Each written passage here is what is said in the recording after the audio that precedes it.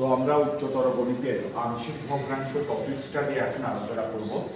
তার মধ্যে আমাদের একটু ভগ্নাংশ সম্পর্কে ধারণাটা আমি আরেকবার একটু বলে দিই। ভগ্নাংশ বলতে কি বোঝায়?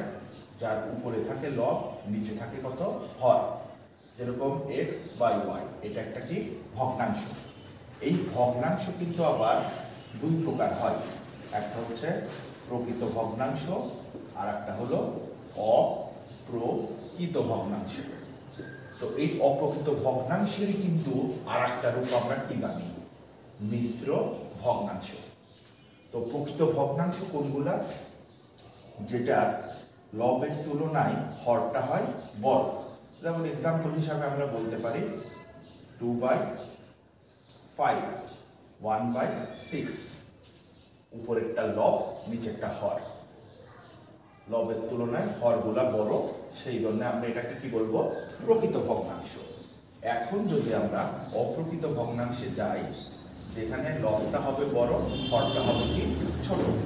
যেরকম এটার এক্সাম্পল হিসাবে আমরা দিতে পারি 5/2, 7/3।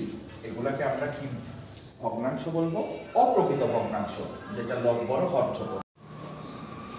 আমরা যদি এখন এই 5/2কে ছোটবেলার গণিতের নিয়মে আমরা ভাগ করি, তাহলে 2 দুগুণা 4, ভাগশেষ বাঁচে কত? 1। তখন এই 5/2কে কিন্তু লেখা হয় 2 পূর্ণ 1/2। তো এই স্থানটাতে 5/2টাকে বলি আমরা অপ্রকৃত ভগ্নাংশ, আর 2 পূর্ণ 1/2টাকে আমরা কি বলি? মিশ্র ভগ্নাংশ। তো এইভাবেই কিন্তু আমাদের আংশিক ভগ্নাংশটা ব্যবহৃত হয়। তবে আংশিক ভগ্নাংশ আর ভগ্নাংশের ভিতরে একটা পার্থক্য আছে।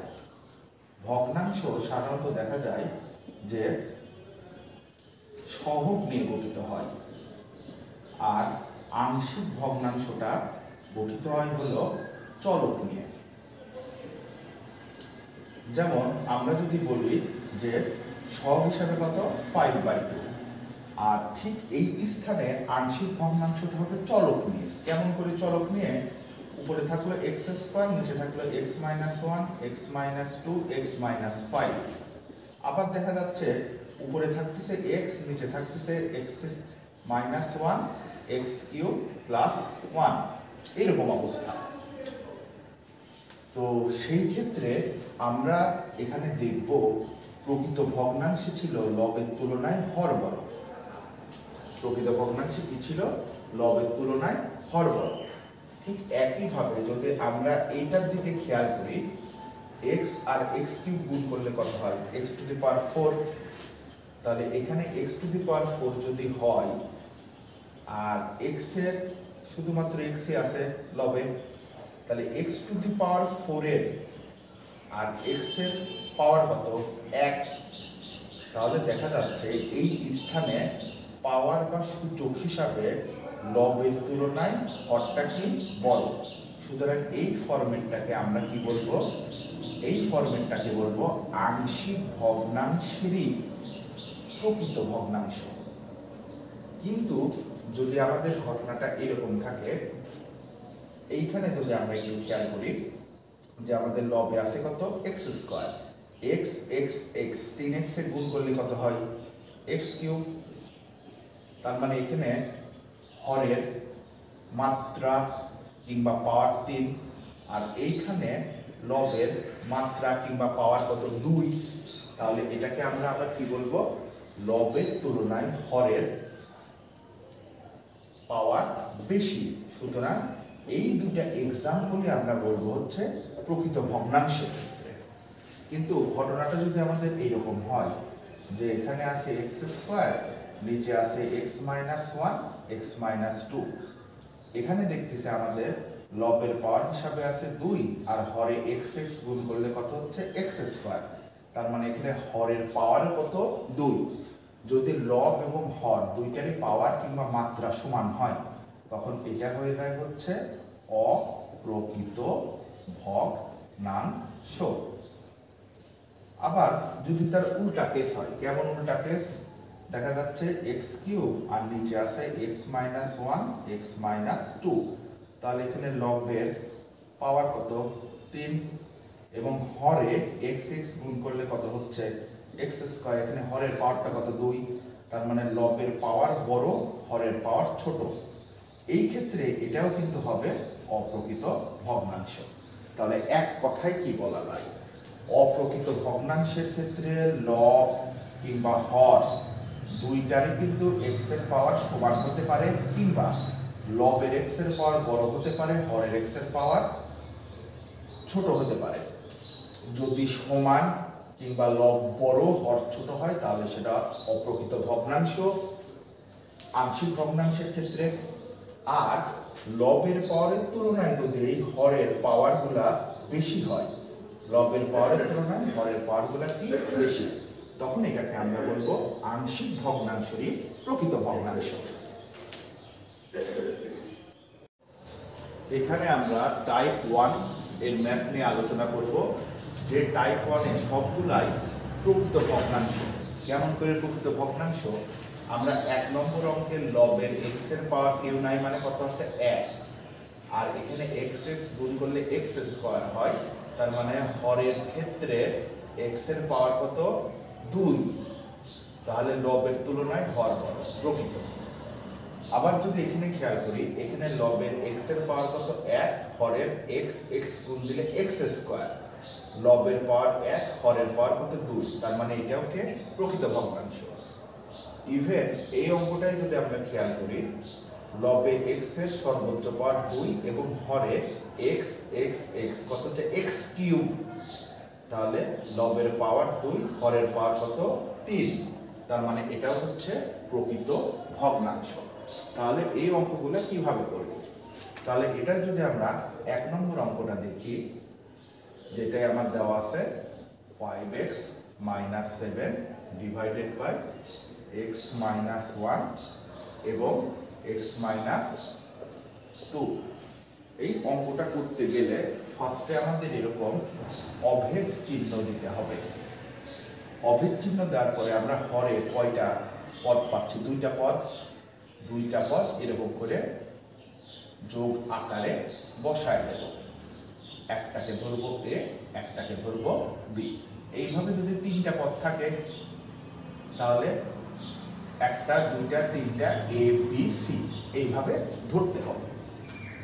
ধরার পরে এখন যদি আমরা খেয়াল করি যে আমাদের এই যে অভেদ চিহ্ন বিশিষ্ট যে সমীকরণটা পাইলাম, সেই অভেদ চিহ্ন বিশিষ্ট সমীকরণটাকে ধরবো হচ্ছে 1 নাম্বার। এর পরের লাইনে আমরা একটা লসাগু করব। x - 1 আর x - 2 এর লসাগু হচ্ছে x - 1 x - 2।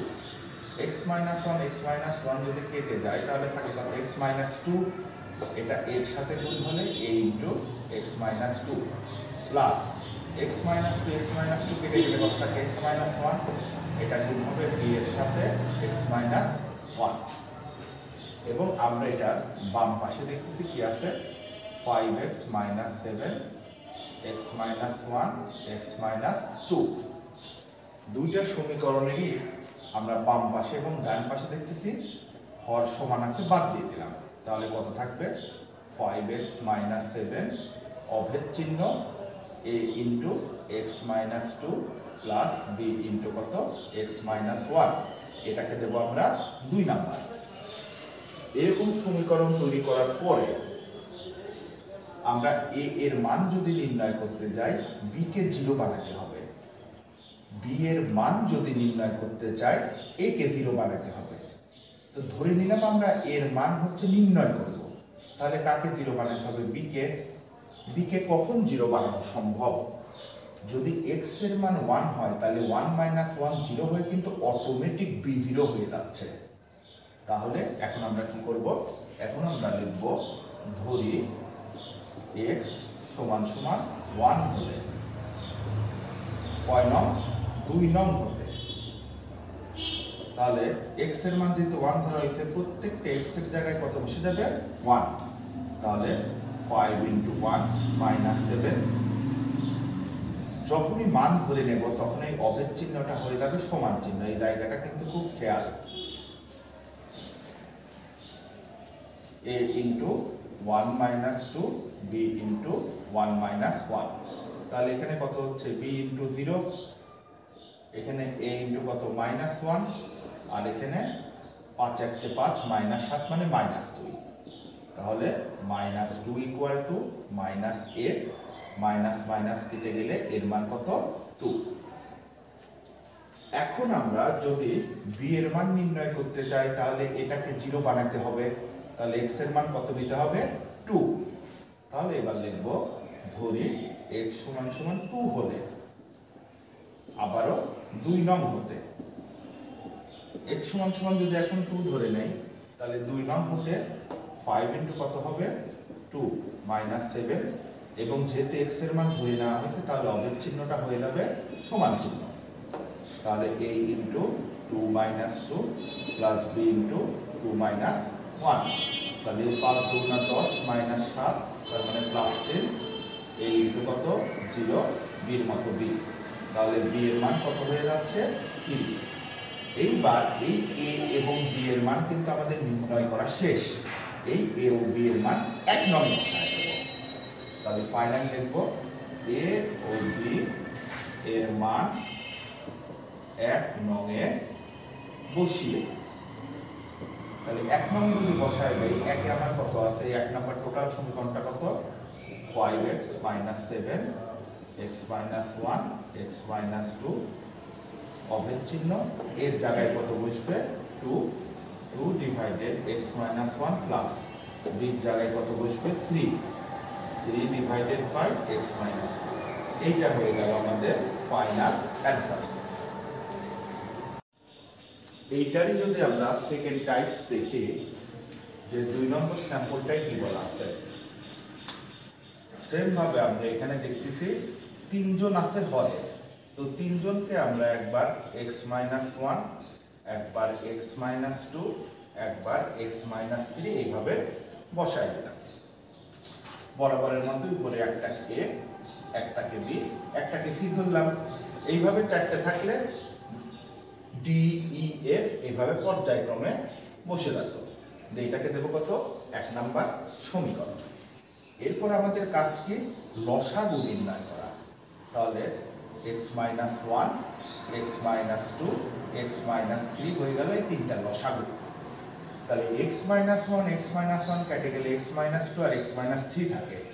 এই x - 2 x - 3 গুণ হবে কার সাথে এর সাথে, তাহলে a ইনটু কত x - 2 x - 3 plus x - 2 x - 2 কেটে গেলে 1 আর 3 থাকবে, এটা b এর সাথে গুণ হবে b into x - 1 x - 3 plus x - 3 x - 3 কেটে গেলে x - 1 আর x - 2 হবে, এটা গুণ হবে c এর সাথে c ইনটু x - 1 x - কত 2।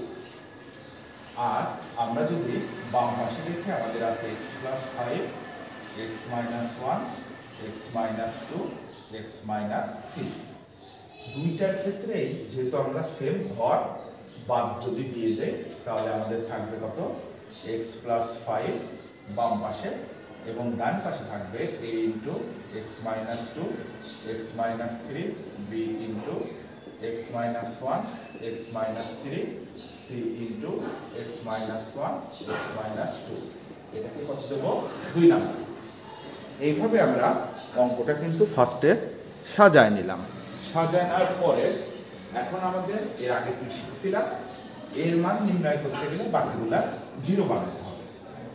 তাহলে b কে 0 বানাতে গেলে x এর মান কত নিতে হবে 1, তাহলে x সমান সমান 1 হলে 2 নং হতে, তো x এর মান যেহেতু 1 নিতে হবে প্রতিটা x এর জায়গায় কত বসে দেব 1, তাহলে এখানে কত হবে 1 + 5, যেহেতু ধরে নেওয়া হয়েছে ইকুইভ্যালেন্ট হয়ে যাবে সমান a ইনটু কত 1 - 2 1 - 3 b ইনটু কত 1 - 1 1 - 3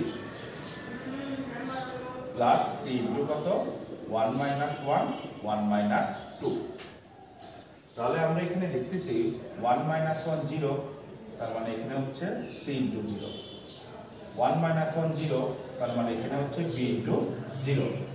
আর এই জায়গায় যদি খেয়াল করি a ইনটু 1 - 2 মানে -1 1 - 3 মানে -2, আর এখানে হচ্ছে কত 5 আর 1 6। তাহলে এই লাইনে যদি যাই 6 এর মধ্যে 6 দিলাম মাইনাস মাইনাসে প্লাস 2a, তাহলে এর মান এখানে কত বের হচ্ছে 2 দিয়ে 6 কে ভাগ করলে 3, এর মান হয়ে গেল 3। একইভাবে যদি এখন আমরা x এর মান 2 ধরি, তাহলে x সমান সমান 2 হলে আবারও 2 নং হতে। x এর মান 2 ধরলে পরে কত হবে, এই x এর জায়গায় বসায় দিলাম কত 2 প্লাস 5 সমান চিহ্ন, যেহেতু মান ধরে নিলে সমান চিহ্ন দিতে হয়, তার মানে a ইনটু কত 2 মাইনাস 2 2 মাইনাস 3, b ইনটু কত 2 মাইনাস 1 2 মাইনাস 3, c ইনটু কত 2 মাইনাস 1 2 মাইনাস 2। তো এখানে দেখতেছি আমাদের 5 আর 2 কত হয়ে যাচ্ছে 7, 2 মাইনাস 2 0, তার মানে a ইনটু কত 0 প্লাস b ইনটু 2 মাইনাস 1 মানে কত 1, 2 মাইনাস 3 মানে কত মাইনাস 1, c ইনটু 2 মাইনাস 2 মানে 0, তার মানে c ইনটু কত 0। তাহলে এখানে দেখা যায় 7 সমান সমান মাইনাস b, তার মানে b এর মান কত মাইনাস 7। এটা গেল a এবং b এর মান। এখন x এর মান যদি এবার 3 ধরে নেই, অর্থাৎ x সমান সমান 3 হলে, তাহলে x সমান 3 হলে এই x এর জায়গায় কত বসে যাবে 3, তার মানে 3 প্লাস 5 সমান চিহ্ন a ইনটু এই প্রতিটা x এর জায়গায় কত কত করে বসবে 3 করে বসবে, তাহলে 3 minus 2 3 minus 3, b into 3 minus 1 3 minus 3, c into 3 minus 1 3 minus কত 2। তাহলে 5 আর 3 যোগ করলে কত হচ্ছে 8, 3 মাইনাস 3 মানে 0, a into 0 plus b 3 minus 3 মানে 0, b ইনটু 0 প্লাস c 3 থেকে 1 বাদ দিলে 2, 3 থেকে 2 বাদ দিলে 1, তাহলে 8 সমান সমান কত 2c। তাহলে c এর মান কত 8 এর 2 দিয়ে ভাগ করলে 4।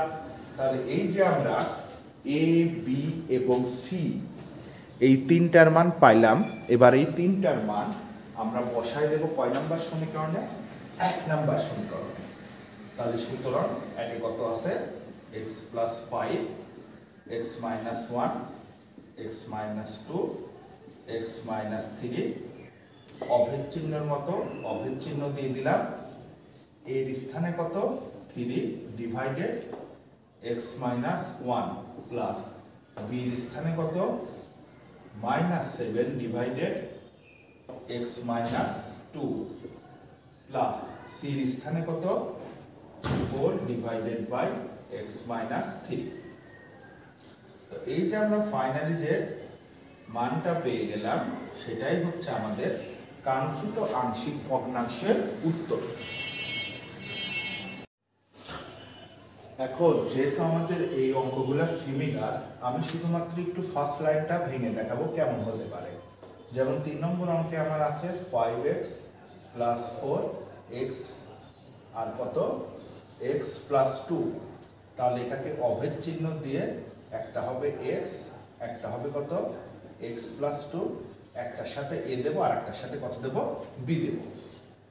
একইভাবে 4 নম্বর অঙ্কটা যদি খেয়াল করি, আমাদের কত আছে x প্লাস 2 ডিভাইডেড বাই কত x square minus 7x plus 12।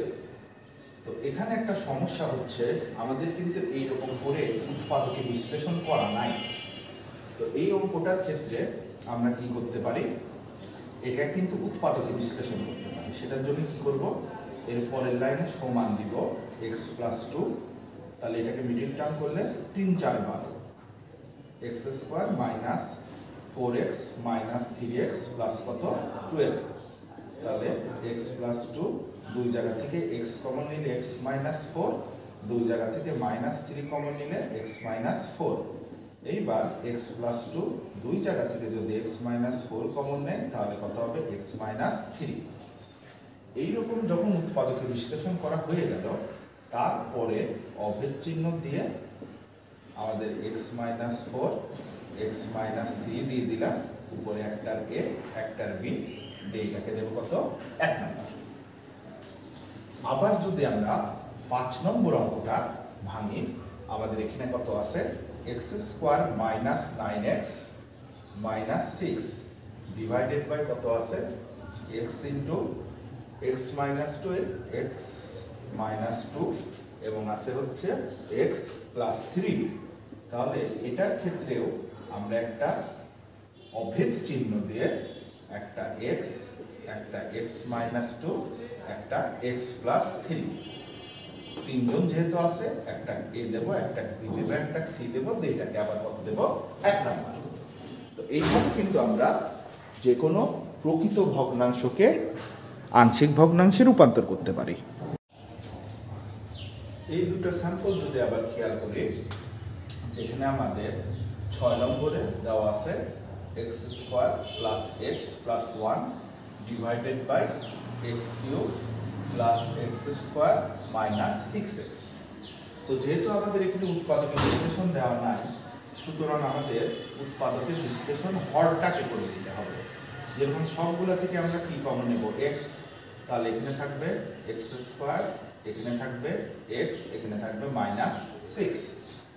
এবার যদি এটাকে মিডিল ফ্যাক্টর আমরা করি,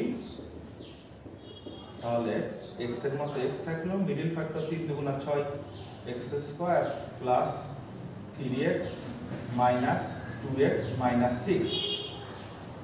তারপরের লাইনে যদি যাই, x square plus x plus 1, এখানে এক্স নিলাম, দুই জায়গা থেকে যদি আমরা একটা এক্স কমন নেই, এক্স প্লাস 3, এই দুই জায়গা থেকে যদি আমরা একটা মাইনাস 2 কমন নেই, এক্স প্লাস 3। পরের লাইনে x square plus x plus 1, এখানে এক্স, এই দুই জায়গা থেকে যদি এক্স প্লাস 3 কমন নেই, তাহলে থাকবে কত, এক্স মাইনাস 2। এইরকম অবস্থা আসার পরে তারপরে আমরা অভেদ চিহ্ন দিয়ে, কয়জন আছে, 3 জন, একটা এক্স, একটা এক্স প্লাস 3, একটা এক্স মাইনাস 2। তাহলে প্রথমটার সাথে এ দেব, দ্বিতীয়টায় বি, তৃতীয়টায় কত, সি। তারপরে আগের নিয়মে করতে হবে। আবার যদি আমরা 7 নম্বর অঙ্কটা দেখি, যেখানে আমাদের আছে 2x minus 1 divided x minus 1 x minus 2। তাহলে এখানে যেহেতু আমার উৎপাদকে বিশ্লেষণ করাই আছে, তাহলে একটা x মাইনাস 1, একটা x মাইনাস 2, উপরে একটা a, নিচে একটা b। এইভাবে আমরা টাইপ 1 এর মোটামুটি প্রকৃত ভগ্নাংশ সবগুলারই কিন্তু আমরা আংশিক ভগ্নাংশ করতে পারবো।